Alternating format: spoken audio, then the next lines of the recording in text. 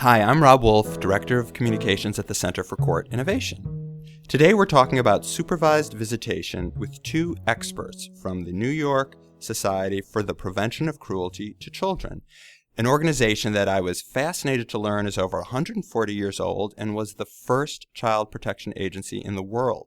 Today, the New York Society for the Prevention of Cruelty to Children offers and promotes programs aimed at the prevention of child maltreatment and the lessening of its harmful effects. And with me today from the Society are the Director of Government Relations and Administration, Steve Forrester, and the Director of Clinical Services, Kathy Lotsos. Welcome to the Center for Court Innovation's offices and our New Thinking podcast. Thank you for having us, Rob. Today we're focused on supervised visitation, and for anyone who perhaps isn't familiar with the term, I was hoping maybe one of you could explain exactly what supervised visitation in its most basic form refers to. Supervised visitation is a service that is provided for children and their families to safely meet. Most often, supervised visitation is mandated by the courts when there are histories of domestic violence or histories of child abuse or neglect, and where the judge has determined that in order for that child to safely meet with their parent, some supervision is necessary. So supervised visitation is sometimes used in child welfare cases and sometimes in domestic violence cases. So we're going to focus today mostly on the domestic violence side of things. Do you have a sense, or could you tell me what percentage of the supervised visitation cases you handle grow out of domestic violence situations? At any given time in our program, we have typically between 65 and 80% of our cases that have some history of domestic violence. So in that case, safety is really important. Yes. And I understand that you put a lot of thought into what those safety features are that maybe some other programs don't have. Could you explain how you've enhanced safety during these supervised visits? Sure. I can tell you three specific ways that we enhance safety in our particular program. Firstly, we have two levels of security in our program. We have in the lobby of our building, which is in Lower Manhattan, building security to identify people when they come into the building. When they're identified, they come up to our floor into our program, and then they meet our own employed, trained security guard who has a New York State security guard license, and then who uses a handheld metal detector to check both parents for anything that is a weapon or that could be used as a weapon. Secondly, we have our physical plant structured to enhance safety for people who are visiting. We have it set up where parents who oftentimes are operating under an order of protection and are not permitted to see each other, separated so they never encounter each other on our floor. And then finally, the way we stagger these procedures in the program, visiting parents are required to come 15 minutes before the visit begins. When the visit ends, they're required to stay behind and leave 15 minutes after the custodial parent leaves with the child. So ensuring that there's never inappropriate contact between parents. So your supervised visitation program has some other unique features that make it therapeutic. I wondered if you could explain how a therapeutic supervised visit differs from a standard supervised visit. Absolutely. We utilize what we call a parent coaching model. So essentially, we're meeting with visiting parents before and after each visit to plan for that visit. So that means a few things. Where there's histories of domestic violence, we're wanting to understand how the child may have been exposed to that violence and then work on things that might resonate with the child. So we're really working on a few things. One is strengthening parenting skills. We also want to enhance the relationship between the child and the parent. And we're really working to create not only safe spaces, but really rebuilding connection. And I understand that there's some additional services that you provide? So one of the additional services that we provide to all visiting parents is a parent education class. And the thinking is that they can then acquire that knowledge and then apply it and practice it during the visitation process. People who are supervising the visits, how are they trained? All of our visit supervisors are master's level clinicians and or master's level interns in training to become clinicians. So typically it's social workers, licensed mental health counselors, and then occasionally a licensed creative arts therapist. And I also understand you administer some kind of questionnaire before and after to the non-custodial parent. What purpose does that serve? So there's a few things that we do. We have quite a thorough intake process. We spend with both custodial custodial and non-custodial parties 2 sessions and spend time with the child to really build relationship, work on collaborating on creating goals for the visitation, so it's not just imposed by the visit supervisors, but created in collaboration with the individual needs of that family.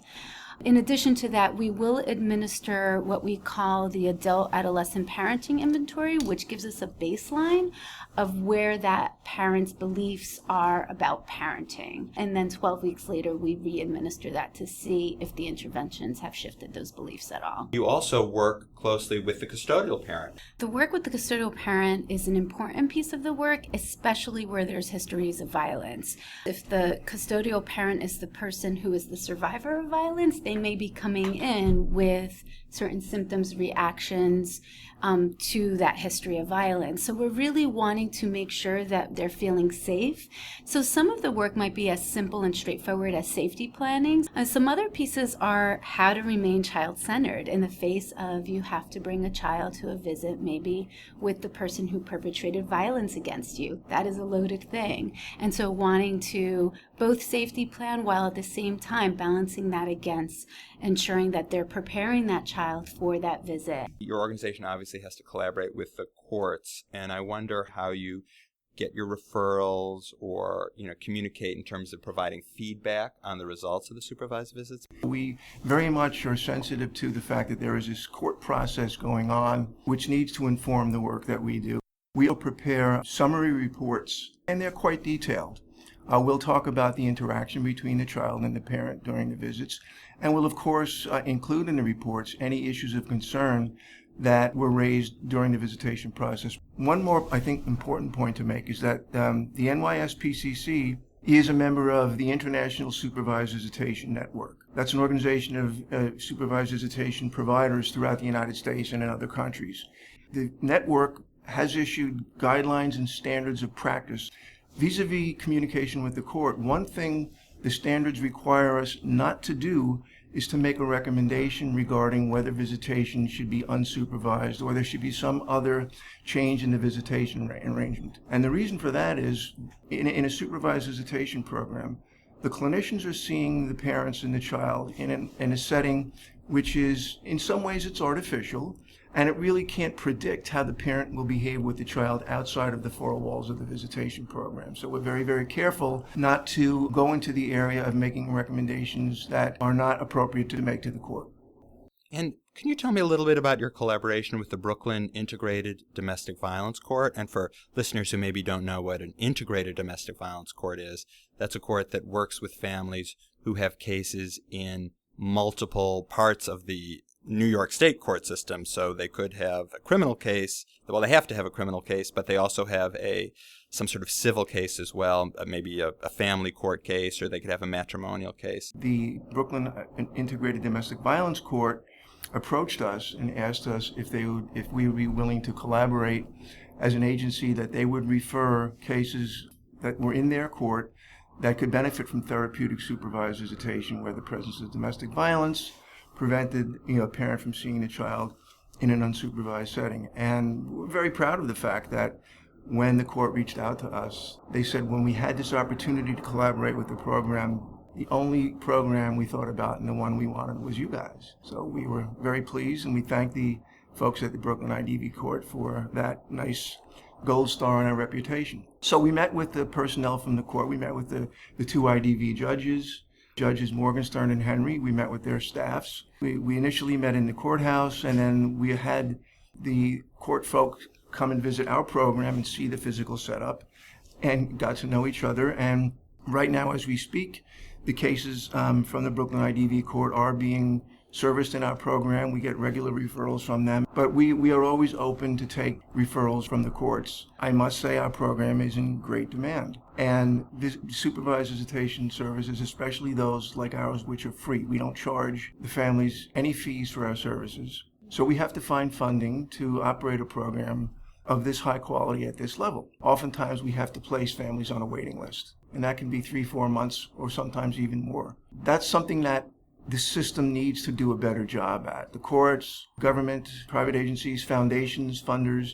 need to really think long and hard about really ensuring that these types of programs do receive the financial support they need, because they are so desperately needed. And many, many families who are involved in the court system just don't have the financial means to pay for these services. And it's unfair to them, it's unfair to their children to have to wait 4 or 5 months to see each other.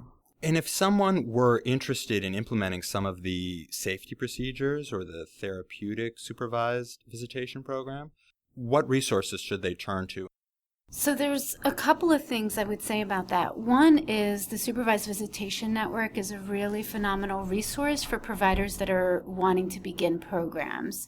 We have, as part of the SVN, we have created standards for practice in the supervised visitation field, and we have recently developed 24-hour training curriculum as foundational training for any new provider. So that's a great starting point. And we also do training at the NYSPCC. And the training that we do in supervised visitation, as we do for other programs, is under the umbrella of our training institute. And so people who are interested in seeing what training opportunities we have available can visit our website, nyspcc.org, and click on Training Institute and see a variety of wonderful offerings we have, including those for supervised visitation. So thank you so much. I've really enjoyed speaking to you both on our New Thinking podcast. I've been talking to Katheryn Lotsos and Steve Forrester. Katheryn is the Director of Clinical Services, and Steve is the Director of Government Relations and Administration at the New York Society for the Prevention of Cruelty to Children. Thank you, Robert. I'm Rob Wolf, Director of Communications at the Center for Court Innovation. To listen to more podcasts, you can visit our website at www.courtinnovation.org. You can also subscribe on iTunes. Feel free to leave a review there if you want, if you've been liking what you've been hearing. And thank you very much for listening.